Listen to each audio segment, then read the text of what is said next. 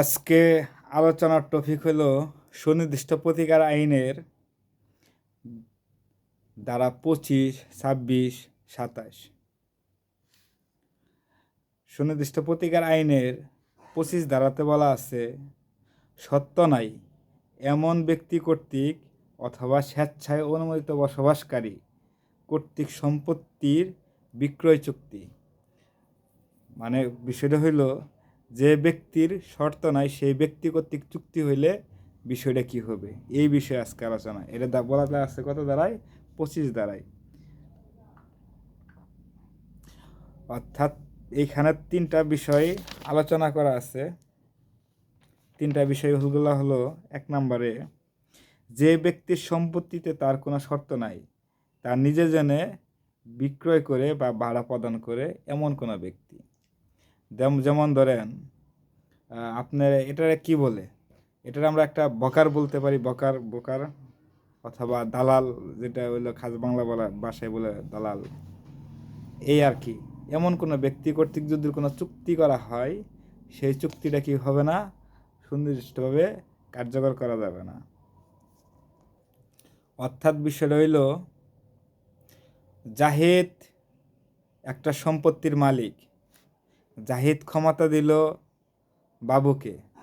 বাবু এই সম্পত্তি বিক্রি করলো সুলাইমানের কাছে, যে আমি এই সম্পত্তি আমি জাহিদের কাছ থেকে, আমাকে বলছে বিক্রয় করার জন্য, তুমি আমার সাথে সুলাইমান কি করো, বাবুর সাথে চুক্তিবদ্ধ হও একটা জমি ক্রয় করার জন্য। দুইজনে মিলে ক্রয় করলো, মানে ক্রয় করার জন্য একটা চুক্তি করলো। এই চুক্তিটা কি হবে না, সুনির্দিষ্টভাবে কার্যকর করা যাবে না। এই ধারার ক্ষতে বলা আছে, মানে 25 ধারার ক্ষতে বলা আছে, যে ব্যক্তির সম্পত্তিতে উত্তম শর্ত আছে, কোনো ব্যক্তির কোনো সম্পত্তিতে উত্তম শর্ত আছে, কিন্তু তবু সন্দেহ আছে আর কি, এটা কি বলে, সন্দেহ আছে। এই সকল ক্ষেত্রে ওই ব্যক্তি কি করলে, ওই ব্যক্তি কর্তৃক চুক্তি হইলে সেই ব্যক্তির কি করতে পারবে না, চুক্তিটা সুনির্দিষ্টভাবে কার্য সম্পাদন করতে পারবে না। একটা উদাহরণ দেই, যেমন সুলাইমান সাহেব তার সম্পত্তির উইল করলো তার বাতিজার নামে।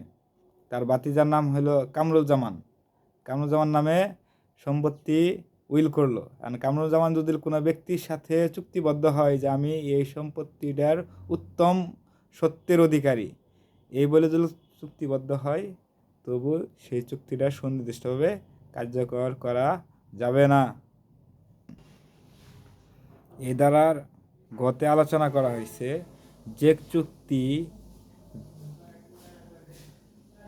যে ব্যক্তি চুক্তিবদ্ধ হওয়ার আগেই চুক্তির বিষয়বস্তু সম্পর্কে বন্দোবস্ত করে ফেলছে, পূর্বেই বন্দোবস্ত করে ফেলছে। একটা উদাহরণ নেই, সুলাইমান সাহেবের তার সম্পত্তি ভালোবেসে তার বাতিজাগণের নিকট হস্তান্তর করে দিল, বিলি ব্যবস্থা করে দিল, কিন্তু পরবর্তীতে গিয়ে এক আগন্তুক লোকের কাছে, অর্থাৎ মামুন সাহেবের কাছে জমিটা বিক্রি করার জন্য চুক্তিবদ্ধ হলো। এই ক্ষেত্রে চুক্তিটা সুনির্দিষ্টভাবে কার্যকর করা যাবে না, কারণ এই চুক্তিটার বিষয়বস্তু সম্পর্কে আগেই বন্দোবস্ত করে ফেলছে। 26 ধারাতে আলোচনা করা আছে, পরিবর্তন ছাড়া চুক্তি অকার্যকর। এতে কত আলোচনা করা আছে, যে ক্ষেত্রে চুক্তিটা কি করা হয়েছে, তথ্যগত ভুলের কারণে চুক্তিটা করা হয়েছে, অথবা প্রতারণার মাধ্যমে চুক্তিটা যদি করা হয়ে থাকে, এই ক্ষেত্রে চুক্তি পরিবর্তন করা ছাড়া চুক্তি সুনির্দিষ্টভাবে কার্যকর করা যাবে না। 2 নম্বরে আলোচনা করা আছে, যে ক্ষেত্রে প্রতারণার, তথ্যগত ভুলের অথবা চমকের কারণে বিবাদী তার এবং বাদীর মধ্যে চুক্তির ফলাফল সম্পর্কে যুক্তিসঙ্গত ভুল ধারণা বশবর্তী হয়ে চুক্তিবদ্ধ হয়েছে। অর্থাৎ বাদী তথ্যগত ভুলের কারণে অথবা আকস্মিক কোনো ঘটনা, মানে হঠাৎ করে না বুঝে কোনো চুক্তি করা, এই ধরনের কোনো যদি চুক্তি করে থাকে, তাহলে এই চুক্তি সুনির্দিষ্টভাবে কার্যকর করা যাবে না যদি চুক্তিটা পরিবর্তন না করা হয়। গতে বলা আছে যে ক্ষেত্রে বিবাদী চুক্তি শর্তাবলী জেনে এবং ফলাফল উপলব্ধি করে বাদীর কতিপয় ভুল বিবরণের উপর বিশ্বাস করিয়া চুক্তিবদ্ধ হয়, এই ক্ষেত্রেও চুক্তি পরিবর্তন ছাড়া চুক্তি সুনির্দিষ্টভাবে কার্যকর করা যাবে না। গতে বলা আছে চুক্তির সময় যে লক্ষ্য উদ্দেশ্যে চুক্তিটা করা হয়েছিল সেই লক্ষ্য উদ্দেশ্য যদি পরবর্তীতে প্রকাশ না পায়, এই ক্ষেত্রেও চুক্তি সুনির্দিষ্টভাবে কার্যকর করা যাবে না।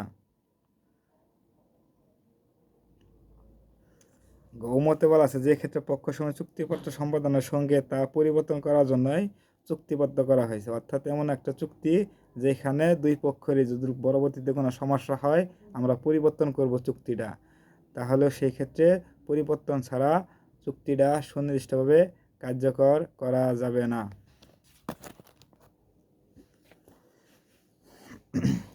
এখন আলোচনা করব সুনির্দিষ্ট প্রতিকার আইনের ধারা 27 ধারাতে আলোচনা করা হয়েছে পক্ষগণ এবং তাদের নিকট হতে পরবর্তীতে সত্ত্বে দাবিদার ব্যক্তিগণের বিরুদ্ধে প্রতিকার। এটা কাদের বিরুদ্ধে প্রতিকার পাবে? যে কোনো পক্ষের বিরুদ্ধে প্রতিকার পাবে।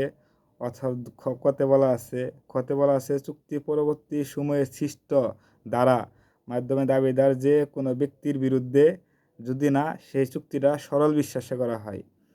3 বলা আছে এমন সত্যের অধীনে দাবিদার ব্যক্তির বিরুদ্ধে যদি তা চুক্তির পূর্বে ছিল এবং বাদী অবগত ছিল তবু তা বিবাদীর স্থলচ্যুত করে থাকতে পারে। 4 বলা আছে যখন কোনো পাবলিক কোম্পানি চুক্তিবদ্ধ হয় এবং তাদের কোম্পানিটি অন্য পাবলিক কোম্পানির সাথে একত্রিত হয়, তখন একত্রিত হওয়ার ফলে গঠিত নতুন কোম্পানির বিরুদ্ধেও প্রতিকার পাবে।